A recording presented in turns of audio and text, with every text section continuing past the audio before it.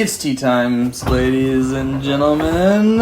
It's whatever those things are where you can spell it forward or back. 505, baby. Yes. God, now I'm breaking when I think about that. Okay. Anagram? Is that right? Yes, actually, yes. 2014 ZSL Dingjiazhai. Yeah. Thank you. Which I'm sure is not totally correct either, but, we do our best.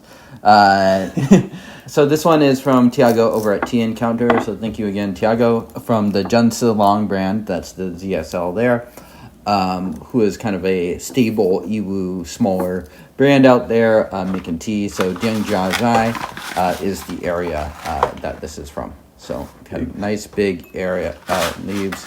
We'd expect it to kind of have an Iwu profile.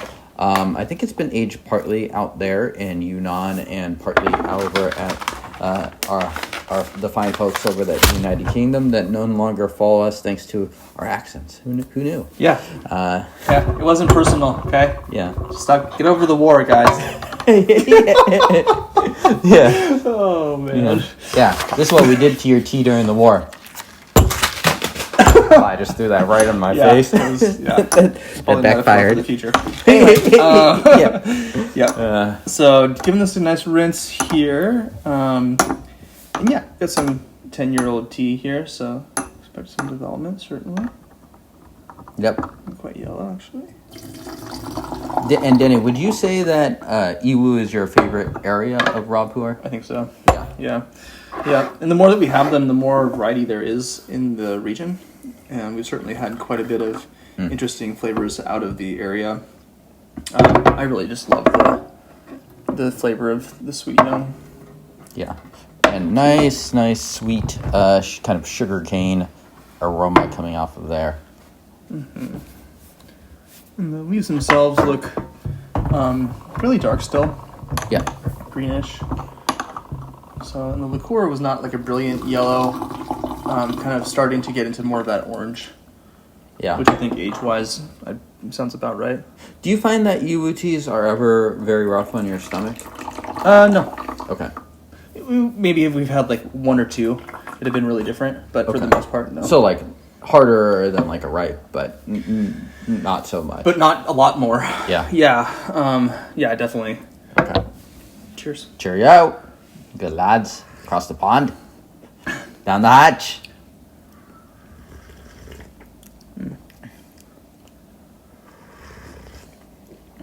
Pretty light on the first brew. I'm getting some kind of like light fruit citrus situation going on here. Definitely. Hint of the peatiness from your classic raw, but really subtle and nice. I can tell this is one where you don't want to do this after a really bold tea because you're going to have a hard time tasting You'd lose this. it, yeah, totally. I used a fair amount of leaf. No, you definitely did. I think that should be plenty. I think the flavor, I think it's just the tea. Yeah.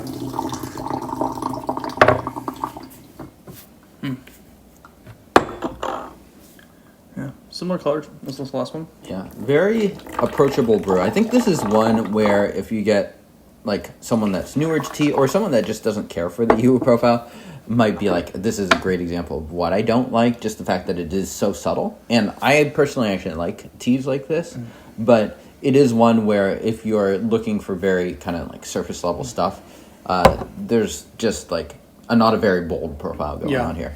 Yeah. Some brown sugar on the nose. Yeah, it smells very nice, actually. Really nice. Yeah. Cheers. Cheers.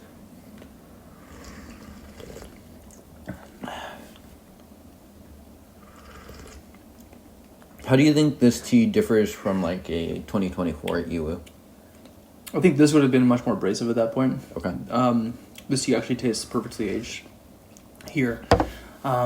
Some of the really young Iwus, I think that's where the variety of Iwu really matters the most, is in the first year of processing. It's either going to be kind of, I find it sort of bifurcated into two different camps. Either, yes, to start drinking it immediately, or this is something that we're hoping to hang out on, and the longevity, or rather the time in which you need to hang out on it for, is shorter than your typical raw pu'erh. Sure. It's going to develop much more quickly. You're going to get to the final state of it more quickly. There's a lot less to age out of the tea. Again, typically I'd say, but yeah. This one tastes to me like it has enjoyed the aging process on it. Like it might have been a little tough to start. So you actually think that this tea was probably a little rougher around the edges when it was young? Yeah, potentially, yeah. Yeah, makes sense. Do you think this tea has more potential to age, or is this something where you like... It's perfect right now. Okay. Yeah. You drink it now. I think so, yeah. Cheers. Sure, yeah.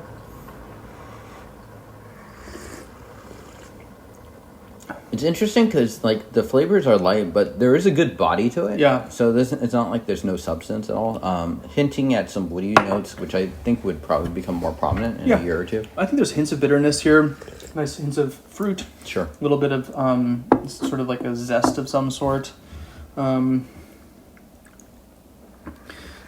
And I would play around with this one. I might have even overbrewed or used a little bit too much leaf potentially. It could be a little bit softer on the palate otherwise. Yeah.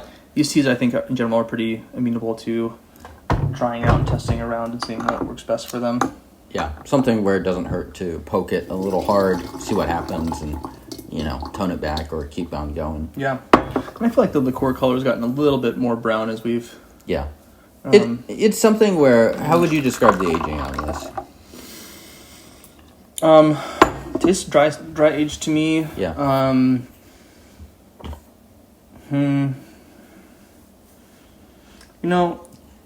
Yeah, I mean, I think the base material is probably a little bit stronger, and so the aging, if I had to guess, I feel like I would have guessed younger aged at this point. Yeah. I think so, too. I think the storage is on the lighter side of things. It's definitely aged, but not that much. Right.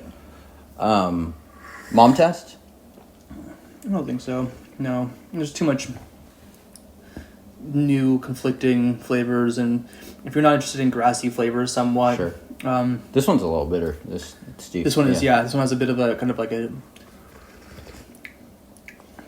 earthy, almost mate. Yeah. Hay. Oh, yeah. Hay kind of flavor. Good way to describe it. Kind of like of the greener variety for sure. Yeah. Ultralight? I don't think so. Too finicky? Yeah, these ones need a gaiwan. I think they just taste best like that. If it was something, it was one of those just like saccharine sweet, crazy sweet, raws. Maybe. Like pound cake. Yeah, I'm just trying to think, could you actually let it hang out for like 5 minutes in a cup and have it still taste good? Yeah, fair. If the water was cold enough, I would say probably. Yeah. But then you're also not extracting the full amount. No, too, yeah. So I've actually done pound cake as a iced tea without having it be heating up, having heated it up at all. And that works? It does, but if you're not using spent leaves, I find actually you have to pull the leaves if you're going to leave it in your fridge because it will get you better. Yeah, for my taste at least. Yeah. And that was a pretty sweet ripe. Yes. Yeah. Or raw. Sweet raw, right? Yeah. Yep. Yeah, definitely. So, yeah, this is great. Thank you, Tiago. Yeah, yum. Tea Encounter, how do they find Tea Encounter? Google? Yeah, do the Googles. Google. They sell a lot of stuff from Zhensilong, so if you're a fan of that kind of Iwu tea, which, I generally am myself, so I would heartily recommend them. I think they do fairly good work out there. Yeah, this is interesting and different. I would actually have this one be in the ready to drink and age still category. Yeah. If you're in a place that's more humid in the southern United States or elsewhere, you might find that in a couple of years this tastes different. Because I can imagine this tasting a little bit different. Tasty, for sure, yeah. Interesting. Yeah. Cool. Well, thank you, Tiago, and we will see y'all next time. Subscribe, do the stuff, tell your mom's cat about this. Cherry out, cats. Peace. Peace. Meow.